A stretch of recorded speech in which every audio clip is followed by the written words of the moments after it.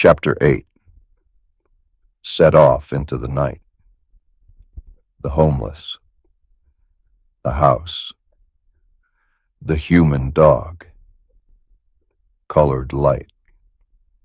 A camp in the brush. 1997. Come what passed for morning, in that starless world they set out. Budsworth loaded the last of the packs in the trunk and closed it with a thump like a coffin lid, and slung his sawed off over one shoulder and a webbed pouch of shells over the other. And Freedom wore her blades like jewelry, two tucked at the small of her back, one on each thigh. And the AR-15 she cradled like a child had seen more changes than the men who once bore it. The barrel had been sawed down to 16 inches, and a handguard replaced with a cage of scrap iron welded crooked. There was no sight but instinct, and the buffer tube had no stock, just rough black tape in a leather strap. On the magwell she'd carved the star.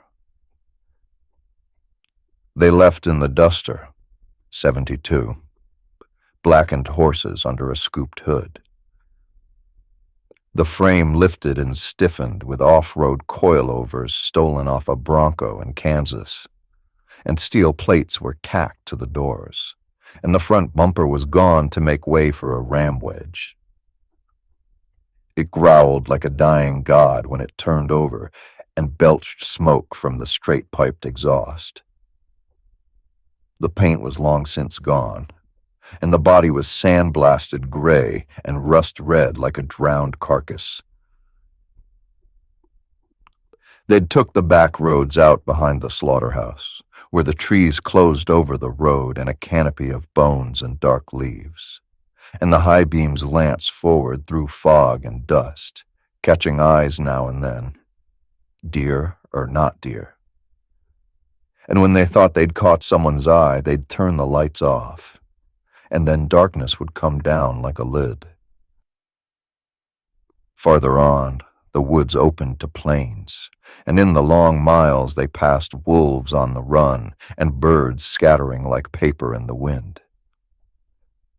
The Duster howled through it all, and they passed through ruined towns like shadows, and they passed through fields with old trailers with caved-in roofs and porch lights burning on dead Jews, and dogs barked and men with rifles stepped out onto lawns with faces gaunt and lit by oil lamps and battery torches, and a few flashlights flicked at them like beacons or curses. In the passenger seat, Freedom picked apart the rifles in her lap. She ran patches through barrels and loaded mags and cleaned rust with her thumb and spit. Bud drove one hand on the wheel, the other passing jerky or a dented can of peaches back and forth, and they spoke of old times, better or worse, and names of men made known and places they'd burned. Come 6 hours in, they came on a great house that still held life. A family stepped out to sea. Half-naked kids with distended bellies and women in torn dresses. One of the men held a bat. Another just stood there, blind in one eye. A dog beside him growling low. And Bud and Freedom passed them slow. No words exchanged, just that quiet watching. And later they drove through a main street ruined and crawling. Gas stations like tombs, and buildings like ribs, and homeless moved like carrion birds on two legs, some with crutches or sticks, and some with no legs at all, dragging themselves like serpents. A woman leapt at the hood and Bud gunned it. Her body slammed and went under, and the car bucked like a Bronco. Freedom whooped. Another came from the side, and she leaned out the window and clipped his head with the butt of her rifle, and they laughed like thieves. And one man they hit, and the car lifted off one wheel and landed hard. Freedom looked back and smirked. And some of the ones they'd passed were too far gone. One man with no jaw, only a flap of skin where his mouth had been, and another with a sack slung over his shoulder, from which protruded a child's arm, black and dried. These figures so grotesque sometimes that when Bud pressed the pedal down, mankind itself would feel vindicated. They would hear the crunch and jolt beneath them and keep on. The sky above was a long dead bruise, still no stars, still no sun. Only the dark pulling eastward and the road unwinding like a scar through it. 12 hours on, they pulled off the road to scavenge. Not for need, but to fatten their stores in case the thing went sideways. The house they stopped at sat just off the road in a skeletal embrace of a long-dead grove. 2 stories. White once, but grayed now, as if it too had rotted from within. The shutters hung like broken wings, and the roofline was split like the head of a skull, and a storm door flapped open and shut in the wind, and the windows had the look of eyes long since gouged out. Inside it stank of wet ash and mold, and a homeless woman lay there in the living room on all fours. She looked up at them without sound, a crooked thing with gray hair that matted over her face in thick clumps, and one of her eyes was gone to a white fog, and the other watched with the stillness of a nail in wood.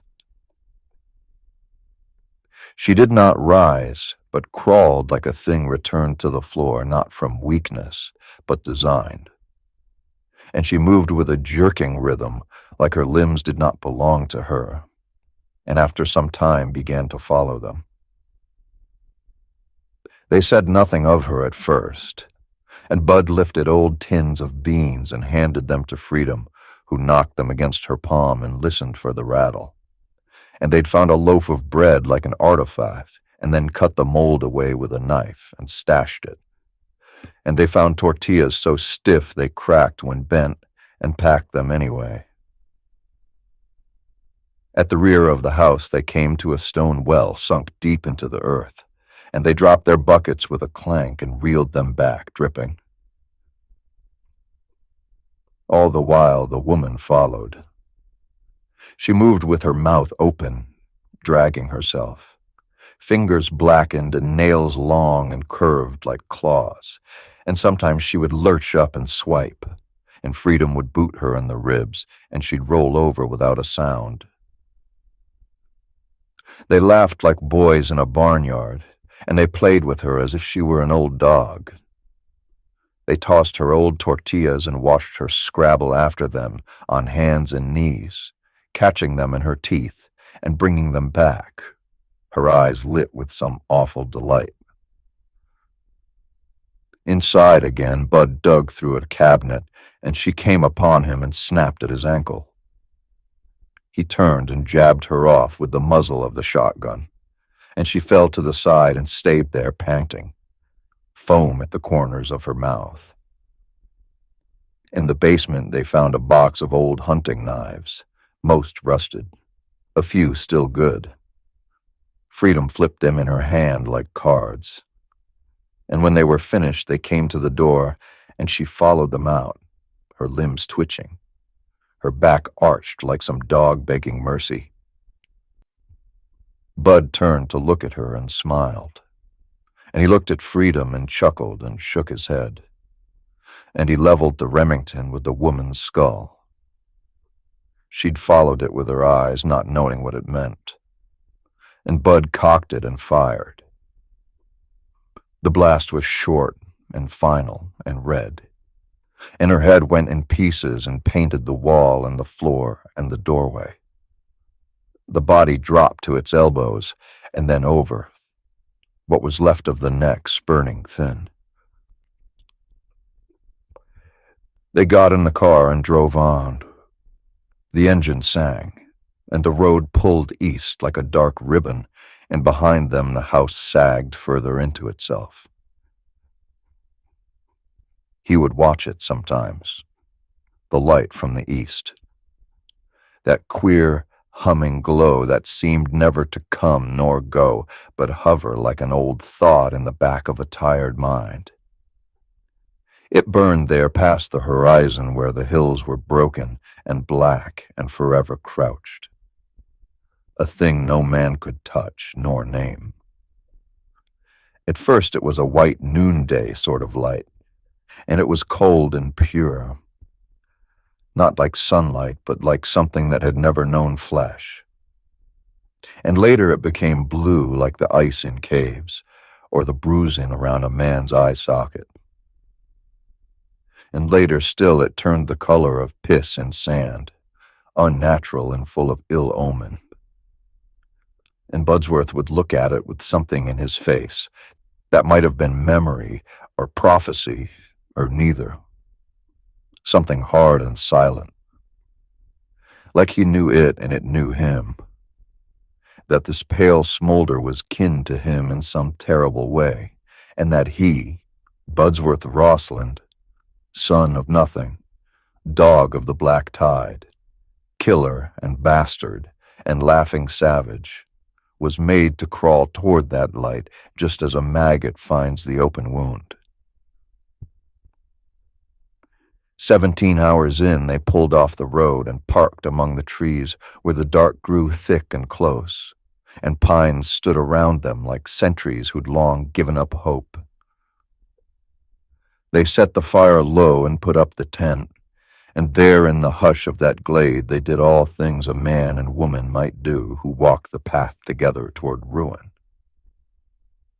They shared water from their canteens, and chewed rations like old cowboys on the trail. And they sang songs half-remembered, songs Freedom said her mother sang, songs Bud claimed to have heard in bars before bars were tombs. They took out the knives they'd found, and they sparred there under the trees and play-fought, and they'd mick each other on the arms and ribs, and she'd lick the blood from his wrist and he from her shoulder. And then they nuzzled like animals, feral and warm. A strange broken breed that knew no other tongue but this. Then they fucked there in the dead needles and cold moss, and the tent shook with them. And after the fire died low, they lay in silence. Not long after that, they argued, low and bitter. Then silence again, and then sleep.